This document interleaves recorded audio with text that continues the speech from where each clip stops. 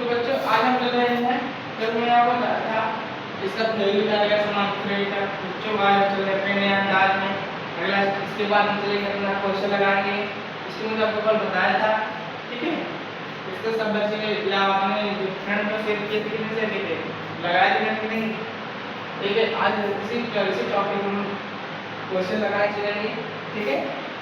चलो इसी तरह से आज क्वेश्चन लगाएंगे, इसको क्लीन किया जा रहा है।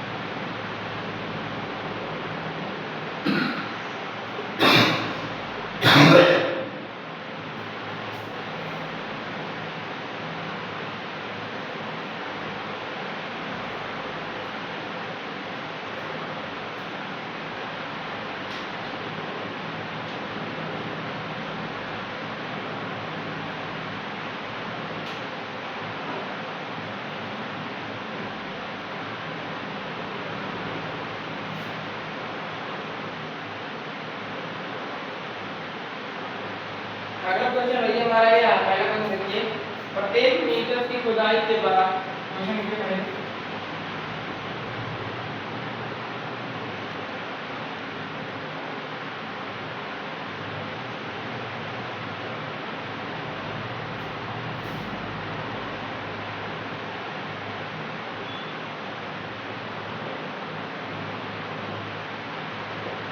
खुदाई के बाद एक कुआं खोदने में आई लागत।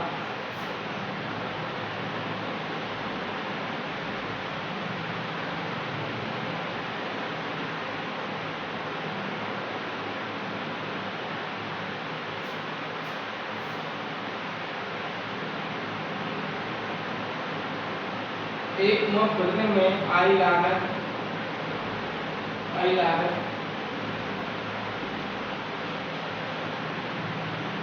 कितना चाहिए देखिए लागत, जबकि प्रथम मीटर खोदने की लागत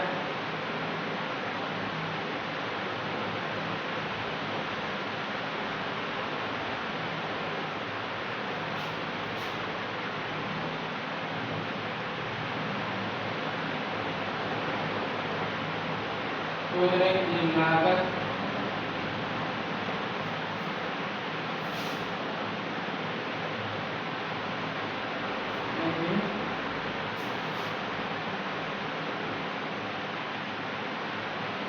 की लागत 150 रुपया है।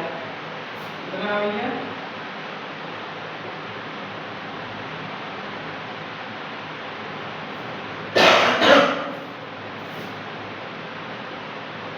रुपया है, ठीक है।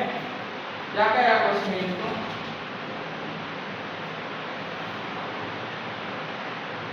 150 रुपया है ना,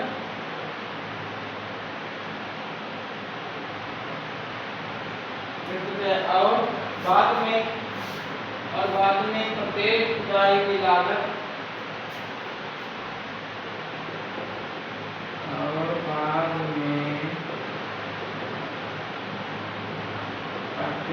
खुदाई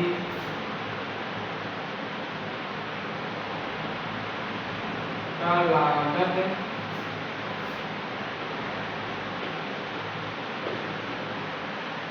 50 रुपया, 50 रुपये बढ़ती जाती है।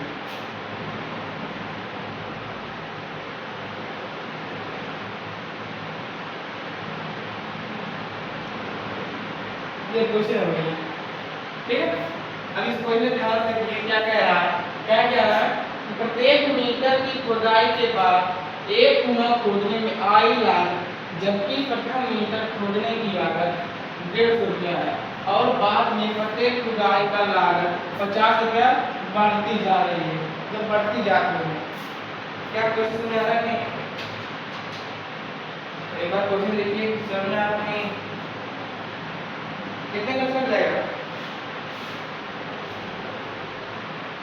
हाँ, कितने का चल जाएगा?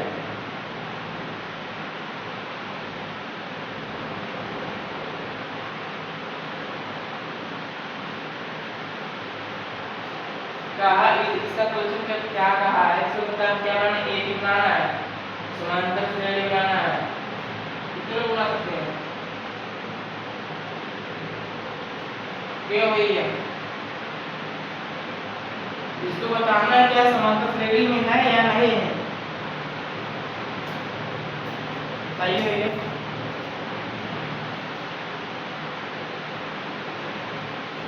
आ देखते हैं पहले क्वेश्चन देखिए क्या कह रहा है।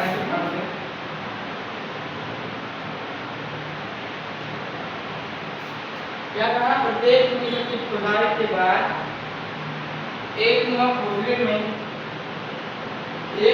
खोदने में आई लागत, जबकि प्रथम मीटर खोदने की लागत 150, प्रथम कह दिया तो मतलब मिल गया हमारा प्रथम मतलब एक वैल्यू इतना 150। ठीक है, और बाद में प्रत्येक खुदाई का लागत 50 बढ़ती जा रही है। क्या 50 बढ़ती जा रही है, मतलब इसमें 50 बढ़ते जा रहे हैं, मतलब 150 फिर 200 जाएगा, फिर 250 और ढाई मतलब 3 कर देना, इक्वल 50 आ गया।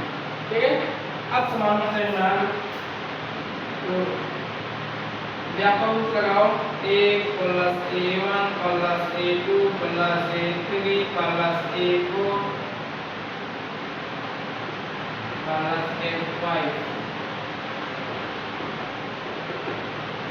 एक की वैल्यू 150 प्लस a1 की प्लस b हो जाएगा, a प्लस अरे सॉरी रुको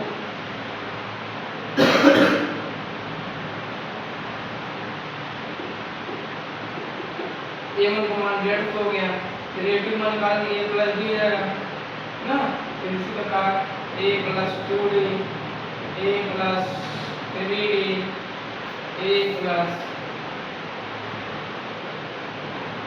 4d।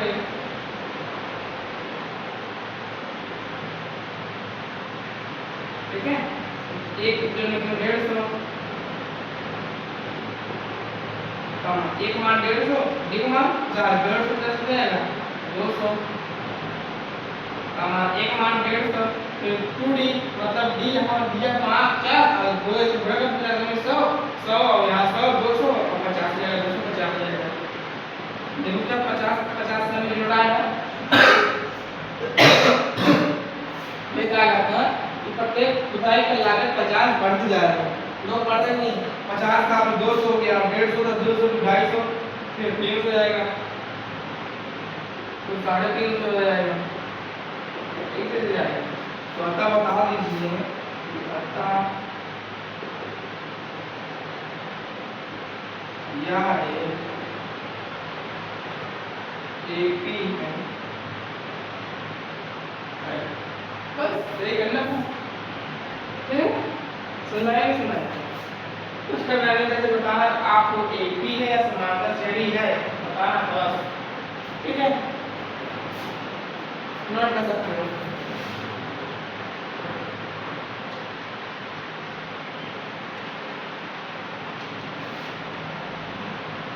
हो गया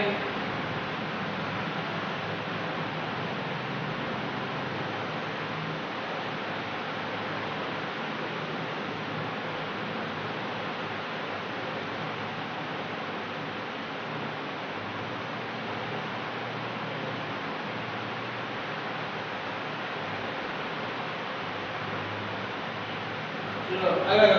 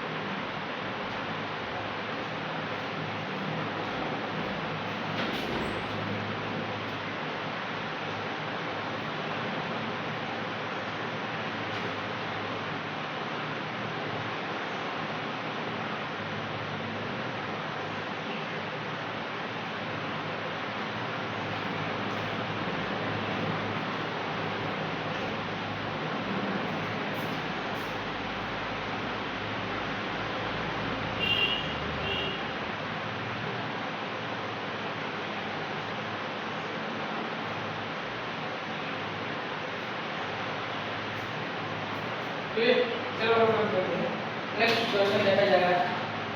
अगला क्वेश्चन कह रहा है, देखिए भैया अगला वर्ग देखिए क्या कह रहा है, खाते में प्रत्येक वर्ष का मिश्र धन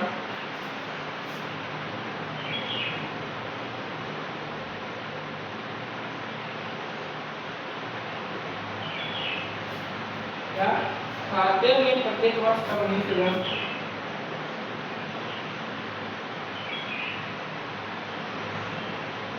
वर्ष का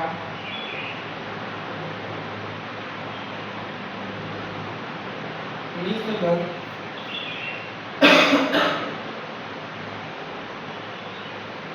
जबकि 1000 रुपये की राशि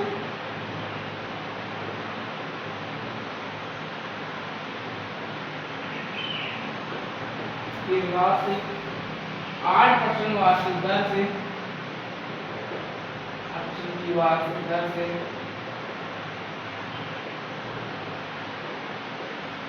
वार्षिक दर से चक्रवृद्धि ब्याज पर जमा की जाती है। चक्रवृद्धि ब्याज पर जमा की जाती है, कहने से जमा की जाती है, जमा की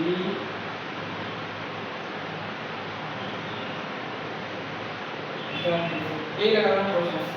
नेक्स्ट क्वेश्चन हमारा यही है, देखिए क्या कह रहा है, प्रत्येक खाते में देख सकते हैं उसमें थोड़ा एक इसमें 3 डाल लो, इन डालने चलना सही।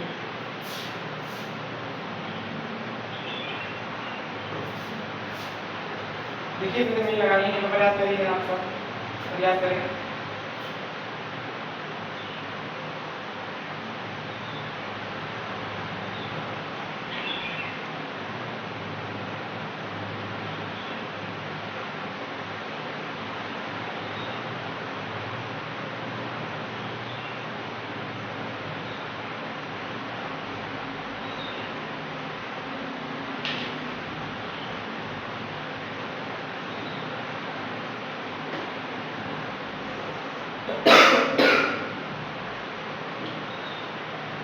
क्या कहना देखते हैं हम, कह रहा कि खाते में प्रत्येक वर्ष का मिश्र धन जबकि 1000 रुपये मतलब 1000 रुपये की राशि 8% की वार्षिक दर से चक्रवृद्धि ब्याज पर उनको जमा कर रहा है। ठीक है, क्या कर रहा है, इकट्ठा कर रहा है राशि में। तो देखो भैया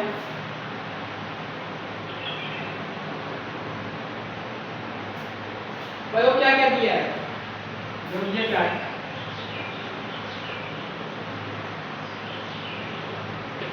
दिया है मूलधन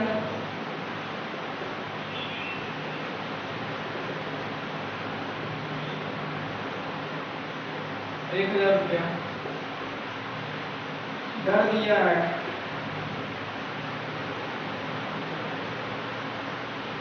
8%। अब हो गया प्रत्येक वर्ष मतलब एक वर्ष में तो एन इक्वल दिया क्या भैया, यही ना, सही भैया बोलो।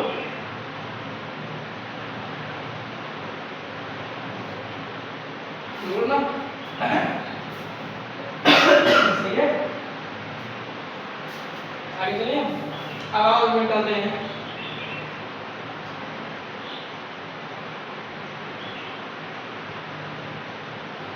कितना समझाया सुना है। अब क्या रहा है, प्रत्येक खाते में प्रत्येक वर्ष का मिश्र निकालना है। तो आओ पहले वर्ष का अंत में क्या निकालें, पहले वर्ष के अंत में मिश्र धन, पहले वर्ष के अंत में मिश्र धन, पहले वर्ष में, पहले वर्ष के अंत में ना भैया, पहले वर्ष के अंत में वर्ष के अंत में मिश्र धन इक्वल क्या होता है, 3 क्या बताओ इक्वल क्या होता है, मिश्र धन क्या होता है, मिश्र धन इक्वल होता क्या है, नहीं पूछ रहा हूँ। आओ देखते हैं, मूलधन ब्रैकेट में 1 प्लस आर वाई 100 पावर यही होता है। क्यों क्यों भैया यही होता है ना। ठीक है और हम लगाते हैं इसको करेंगे peak value 1000 into 1 plus R का मान 8 है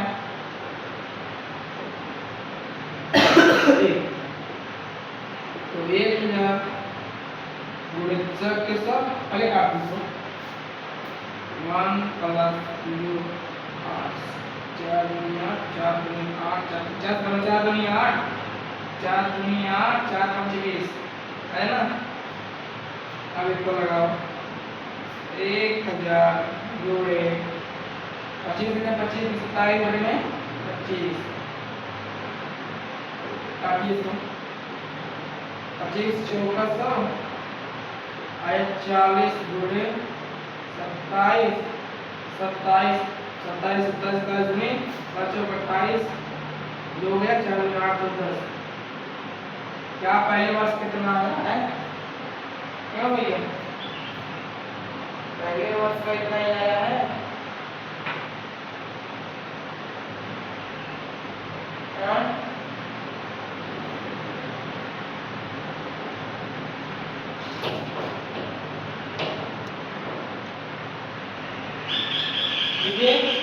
पहले वर्ष कितना आया ना। इसी प्रकार से हम दूसरे वर्ष के अंत में निकालिए दूसरे का इसे पहले निकाल दिया था।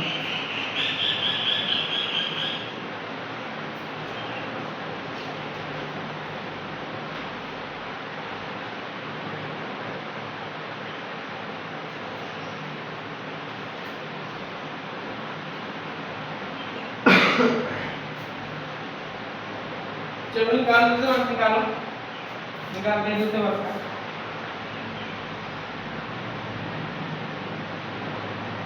दूसरे वर्ष का अंत में वर्ष दूसरे वर्ष की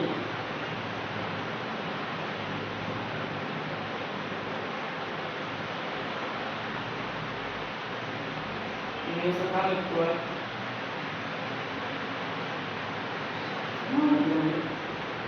a by 1 plus r by 100 power है ना।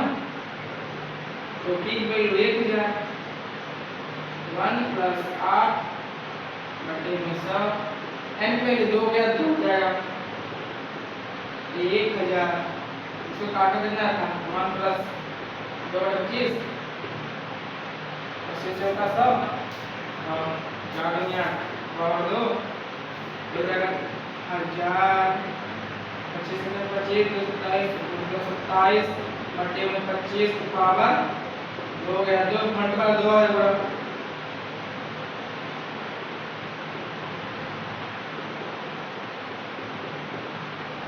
क्या इतना समय आया क्या।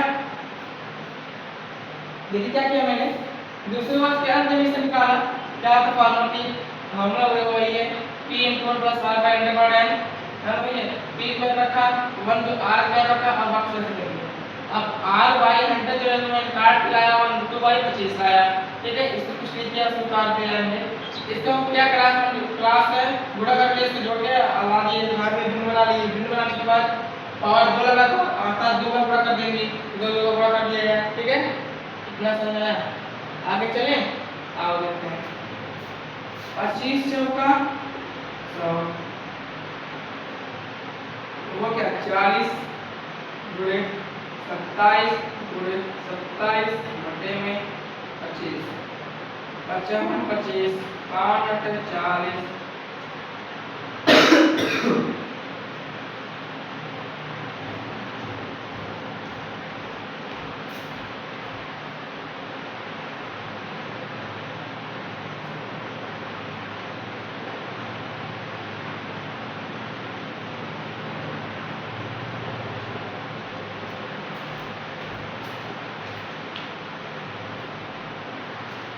क्या बोले थे नहीं लगा आओ बता दे देखो क्या आया था विवरण 8 गुणे 27 गुणे 27 बटे में 5 ना भैया ये हो गया।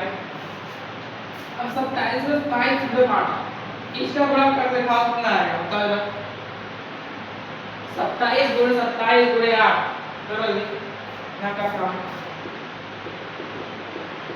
7 हो गया ऐसे ऊपर कर लो 7 2 दूनी 4 7 दूनी 14 7 दूनी 28 9 8 4 700 में से आएगा फिर गुणा करना 8 से 8 9 72 8 गया 7 गया ना 8 दूनी 16 16 3 20 16 4 20 16 3 30 हो गया 2 गया 8 56 56 कितना आया 18 इसमें क्या करना 5 से भाग कर दे इस बार 5 की 5 गया 5 दूनी 5 की 5 3 गया 5 3 8 ना 3 गया 5 6 30 3 गया 5 6 30 5 6 30 58 किसने आटे में 5 काटो आएगा हमारा 11 16 64 66 ये क्या आया ये तो हमारा T1 का था पहले समय का ये क्या है T2 का ना भैया तो T2 इज इक्वल टू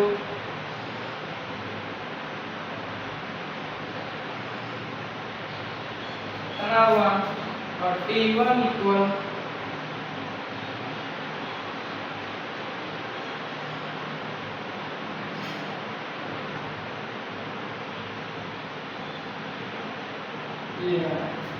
ठीक है। अब देखिए इस इंटर का सार अंतर ज्ञात करिए अगर सार अंतर ज्ञात करने में एक हो जाता है एक और निकालते हैं तीसरे वक्त तभी सार अंतर निकालने में हो जाएगा आप तक जानेंगे कि हमें सार अंतर है कि नहीं आता है निकालें तीसरा वक्त निकालते हैं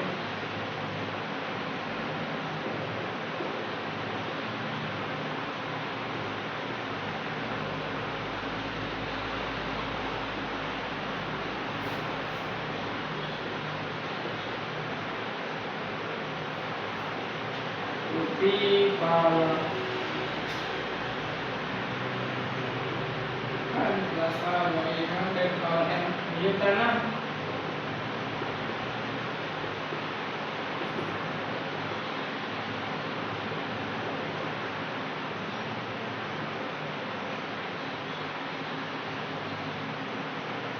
हंड्रेड करो भैया और 3 जगह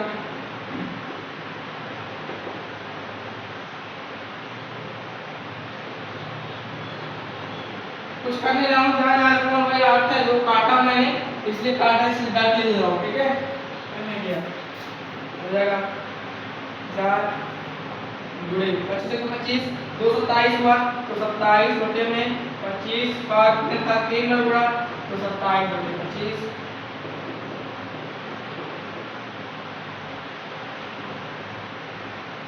ठीक है। अब काटिए 25 से ऊपर 100 नहीं है 40 हुआ 5 40 50 25 आ जाएगा 3 4 8 गुणे 27 गुणे 27 एक बिट लगा मतलब हम बहुत बड़ा लग गया कि हमारे यहाँ आगे नहीं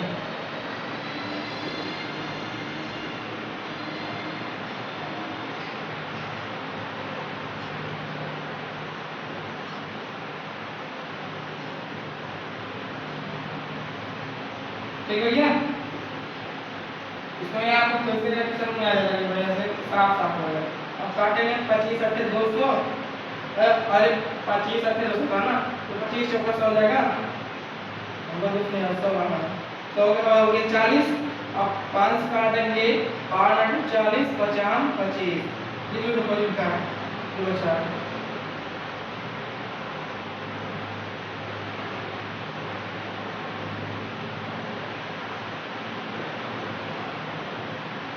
कितना है 25 बचे 125 अब इसका बड़ा करें सारा भैया थोड़ा कर लेते हैं कितने बताते हैं देखो।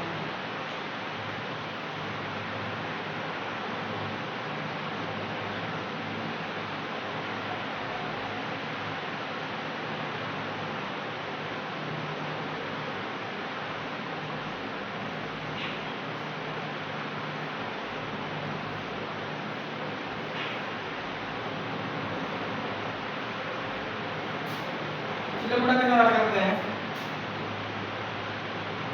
आप गुणा कर देते हैं। यहाँ देखो 27 को 27 में 8 में कितना आया था, 1166, 1166 ना ना ना ना ना ना बाबा 58 तक का आया था वो, कितना जल्दी बोलोगे। अब इसमें गुणा करते हैं 27 से, 7 दूनी 14, अब के 1 7 रुपये से 22 दो गया 7 56 56 का 58 और हो गया 5 आया थोड़ी तो ना, और 7 7 से 35 का 40। अब ये 2 से काटो तो दूनी 4 3 दूनी 6 और दूनी 16 6 हो गए 2 5 10 11 2 4 6 14 चल गए 7 5 1 आया लिखा 1 7 5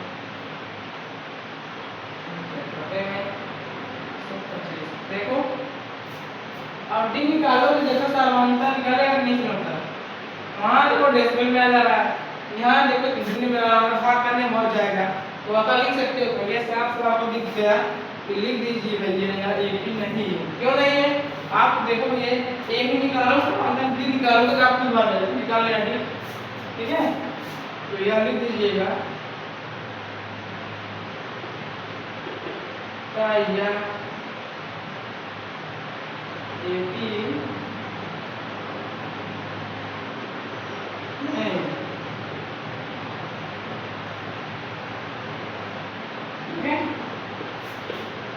तो भैया आज की क्लास समाप्त किया है।